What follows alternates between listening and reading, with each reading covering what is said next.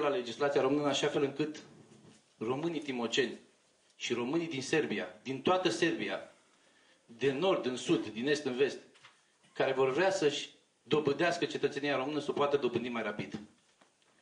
Este un lucru absolut normal și absolut firesc.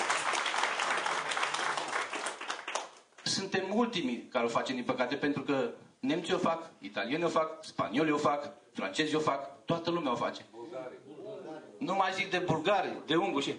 Așa că vom ieși cu această inițiativă, care este o inițiativă pur europeană, este o inițiativă curată, morală, legală și așa cum vreți dumneavoastră să-i mai spuneți.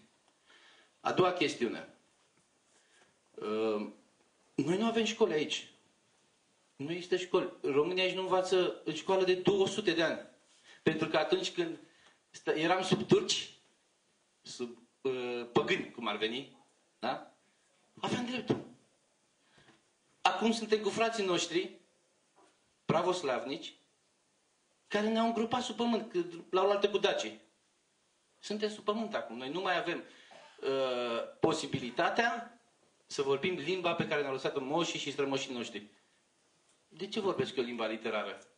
Păi nu vorbesc limba literară că eu sunt din alt neam. Dar ăștia 200 de ani, cât dumneavoastră ați chiulit de la școală, să vă fie rușine. Ar trebui să vă cer catalogul, să văd de ce nu ați fost la școală. Noi 200 de ani am fost la școală, fusărăm la școală, domnul colonel. Fusărăm la școală 200 de ani și învățarăm românește bine. Nu? Voi rămăsărăți în urmă și nu învățarăți. Că și noi, acum 200 de ani, vorbeam la fel ca și voi. Așa că trebuie să readucem școala românească aici. Există un program pe care Guvernul României îl derulează, care se numește este un curs de limbă, cultură și civilizație românească, care eu zic că poate să fie extins și în Serbia. Și împreună cu colegii noștri, cu deputații și cu senatorii Parlamentului României, vom împinge lucrurile în acest sens. De asemenea, împreună cu biserica, din punctul nostru de vedere, biserica este stâlpul neamului. Noi nu am făcut niciodată greșeala pe care o fac alții. Să punem neamul înaintea bisericii. Niciodată. La noi ordinea trebuie să fie firească. Nu trebuie să-L supărăm pe Dumnezeu.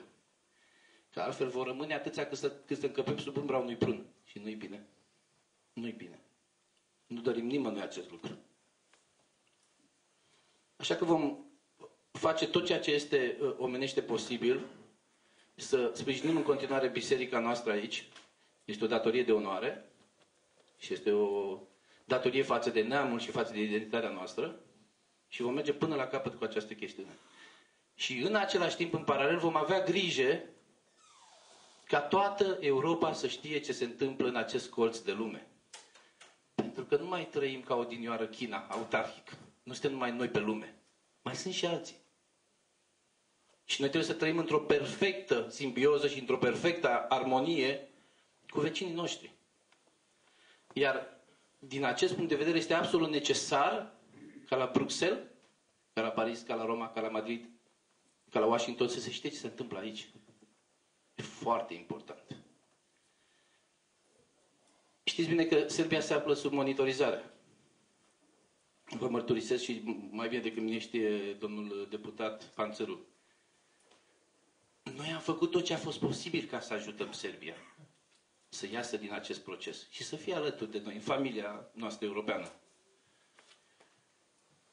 Dar acum, domnule Panțăru, dacă nu vrea, noi nu putem să-i forțăm. Poate că nu vor. Poate vor să meargă către Moscova. Ok. Fiecare liber să aleagă în viață. Nu e bine să forțezi pe cineva să-și aroge o altă identitate. Și atunci, dacă asta vor, probabil asta vor obține. Vă mulțumesc mult. Vă rog un singur lucru. Să înțelegeți că în fața pericolului nu trebuie să vă mai certați unii cu alții. În fața pericolului trebuie să mergeți ca un pumn strâns la oaltă. Toate aceste degete, dacă sunt răsfirate, mai ușor le rupi. Dacă sunt așa, nu le mai rupi. Așa că fiți împreună, mergeți împreună cereți-vă drepturile care vi se cuvin, respectați legile care vă guvernează și nu uitați niciodată că sunteți români și că Dumnezeu v-a lăsat aici cu un scop. Are El o socoteală cu voi. Că altfel vă făcea negri și vă atârna în copaci. Dar are El o socoteală. Știe El de ce v-a lăsat aici. Și să nu-i întoarce spatele. Vă mulțumesc.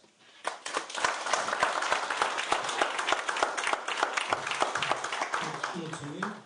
Eu aș ruga pe toți ceilalți care va lua cuvântul acum să... deja am întârziat și să fie discuțiile puțin mai scurte, să avem timp să desfășurăm toate temele care am propus astăzi. Eu l-aș ruga acum pe domnul Ion Lagda, deputatul din Parlamentul Serbiei de la Belgrad, singur reprezentant al unei instituții sârbești care domnul Magda vine din Banat. Poftiți. Domnule președinte, îți mulțumesc. Excelență, domnule secretar, stimați colegi parlamentari, onorată asistență, bine ați venit în Serbia.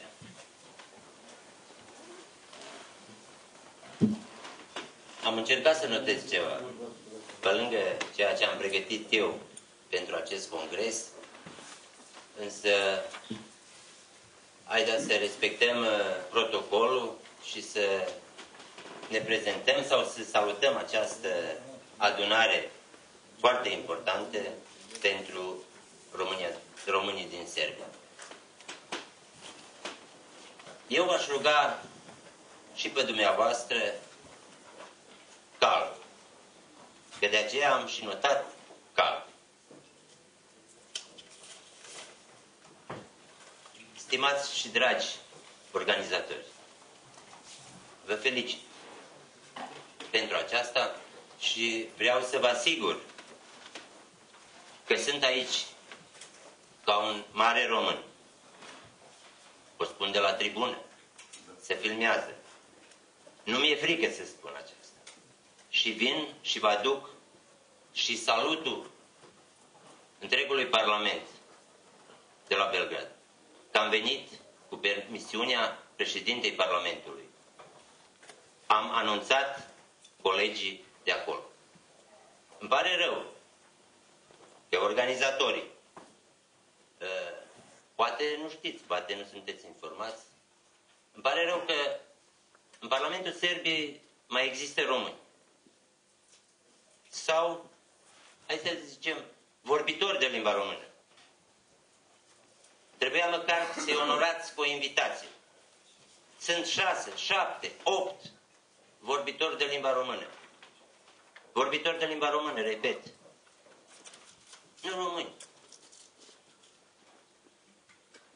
E acum contestabil, poate fi, dacă sunt și eu român, după părerea unora. Însă nu suntem noi pe pământ aici să ne dăm noi cu părerile. Și vreau să vă mai spun un lucru. La început, pentru ca să știm ce lucrăm astăzi aici și ce facem. Mai târziu o să încerc să contribui la acest congres. Însă, acest placat a costat și niște bani. După părerea mea, este cu o greșeală mare. De substanță, de esență. Folosirea limbii. Pentru dumneavoastră care veniți din țară, din patrie, de pretutindeni, e foarte bine și frumos. Limba română este frumoasă. Congresul Românilor din Serbia se poate traduce, dacă respectăm statul în care trăim și respectăm, declarăm că suntem cetățeni loiali, atunci trebuia Congres Română-Sârbie.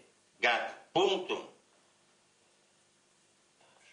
De ce noi singuri să ne denumim? De ce noi singuri să ne denumim vlași? Atunci trebuia și în limba română există expresie Congresul Românilor sau Valahilor, în paranteză. Nu folosim paranteze, fraților. Trebuie să fim direcți.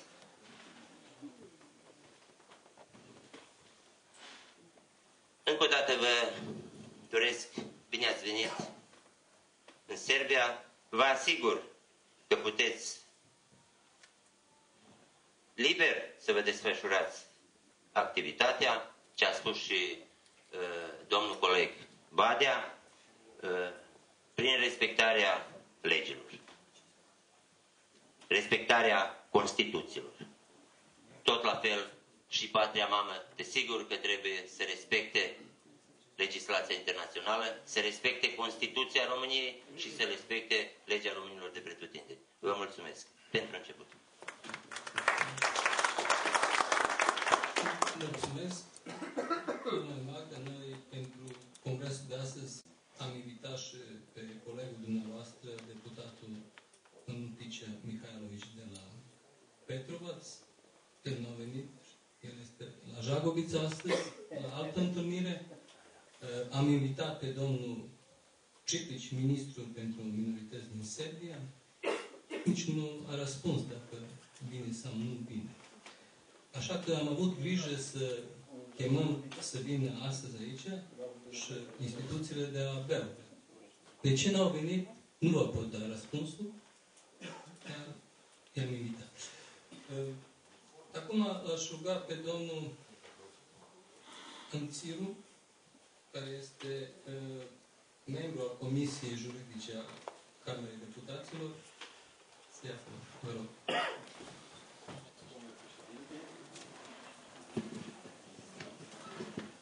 Doamnelor și domnilor, sunt onorat să mă aflu aici printre dumneavoastră.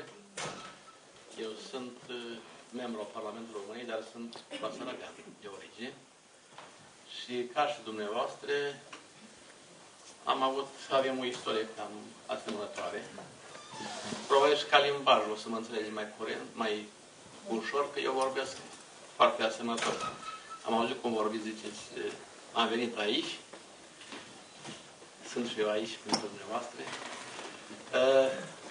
Vreau să vă spun că eu am crescut într-un mediu similar. Pe timpul Uniunii Sovietice am lucrat judecător, președinte de tribunal și am lucrat exclusiv în limba rusă, care era limba oficială. Și noi am înțeles la un moment că ne pierdem limba, ne pierdem cultura și astfel suntem în pericol de a dispărea ca o parte a națiunii române. Ori zicea un eminent luptător pentru drepturile noastre naționale, care a și început lupta noastră de eliberare națională, Valentin Mândăcanu, mi-amintesc că este un prim articol publicat care se numea Limba română, veșmântul ființei noastre naționale. Așa e una. Așa că salut călduros inițiativa dumneavoastră de a ține acest congres care va discuta problemele limbii române aici în Serbia, care este criteriul prin care se determină dacă există o națiune sau este pe cale de dispariție. Ați început cu dreptul, consider că vă felicit și